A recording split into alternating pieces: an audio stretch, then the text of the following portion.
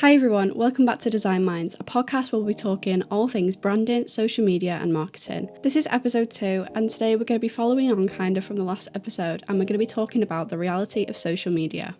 One thing I wanted to talk about was the stereotype of having to post on Instagram every single day. So, about a month ago when I rebranded, my main goal was to post more on Instagram. Before I rebranded, I was posting 2 passion projects a week and showing up on stories every now and then. However, since I've rebranded, I've posted 4 times a week, twice a day, 1 carousel post and 1 reel. I'm now at the point where I can share my actual statistics with you and show you how much this has made a difference. In the last 90 days, I have reached almost 14,000 people. 702 of them are my followers, and 13,000 of them are non-followers. If we have a look at my statistics, you can see that the majority of my reach is coming from Reels. Yeah, to be fair, the majority of my posts that have done well have been after my rebrand. However, I haven't gained a massive following since I rebranded, which is one of the main reasons why people post every single day, because they think that it'll boost their engagement and boost their followers. Personally, this hasn't worked for me. One of the things I really recommend when trying to boost your engagement may be posting more regularly. If that works for your account, that works for you. Another big thing is definitely showing up on your stories near enough every day.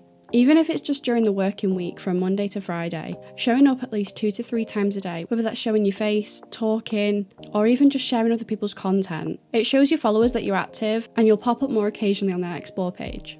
Something else I tested when I did my rebrand was running ads on Instagram. I only did this for my rebrand announcement post, so I don't really have any statistics for anything else. With Instagram ads, you can add a goal, so this could be profile visits, more followers, or website visits. The goal that I chose was website visits, as this was the main way that people are going to be able to inquire to work with me, and I had recently redone my website, so I wanted to show people. I spent about £30 on this ad over the space of 3 days, which isn't a lot, but it's all that I could invest in at the time. Within these 3 days, 21 people visited my website from this ad. In terms of how many impressions I got on this post, I got around 8,000. Something else that I looked at was from the ad, I received 300 profile visits and 23 external link taps. This is for my inquiry form and my link tree. So if you're thinking about running ads on your page, I'm just going to let you know from my experience that it doesn't guarantee your engagement. However, it will give you a small boost, as originally I had 91 likes on this post and after the ad I had around 200 likes. But if you look at it from your own perspective, if you were scrolling on TikTok or you're looking through your Instagram stories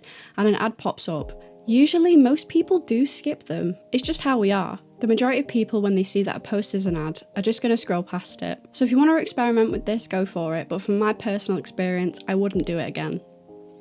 Another thing that I've got used to recently is having a content calendar. This is really crucial for me arranging when my posts are going to be posted and kind of planning out how my feed looks. For this, I use Notion, which is one of my favourite websites ever. On this, you can do whatever you want. You can write notes, you can create calendars, you can create workspaces. I use the calendar tool and I just schedule in my content each day. I can schedule in what type of post it is, when it's being posted. I can even write the captions so I can copy and paste when I'm ready to post. I know that I'm definitely not the only one doing this, but a lot of people don't really schedule their content. If you aren't doing this, I really do recommend it. It's great for time management and it really helps in being organised. Alongside doing my content calendar, I've also been creating my posts a whole month in advance. I usually spend a week or so creating the posts, from passion projects to carousel posts, informative, reels, TikToks. I try and create this all in a month in advance. For a good few weeks, I have complete freedom to do client work, to do my coursework for university, or even just spending time with family.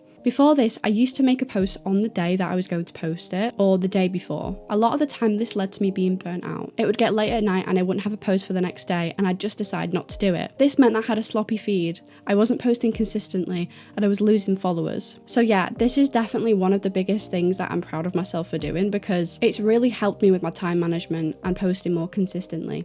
Something that most people don't know when they become a brand designer is that you actually need your own brand suite. This includes logos, colour palettes, fonts, and even your own strategy. A lot of brand designers do just have a website and that's it. However, we need to look at it the way that we advertise our work to other businesses so that we can brand them to get them more sales. Flip it around and do the exact same thing for yourself. And this brings me on to my last point.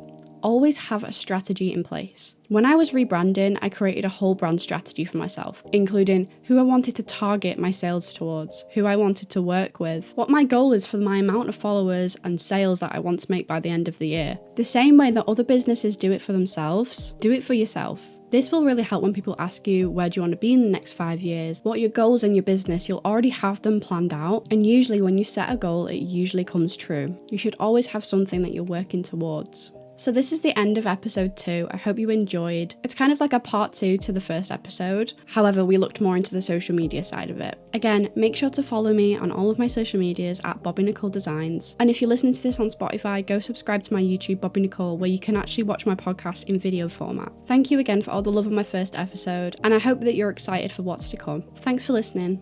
Bye!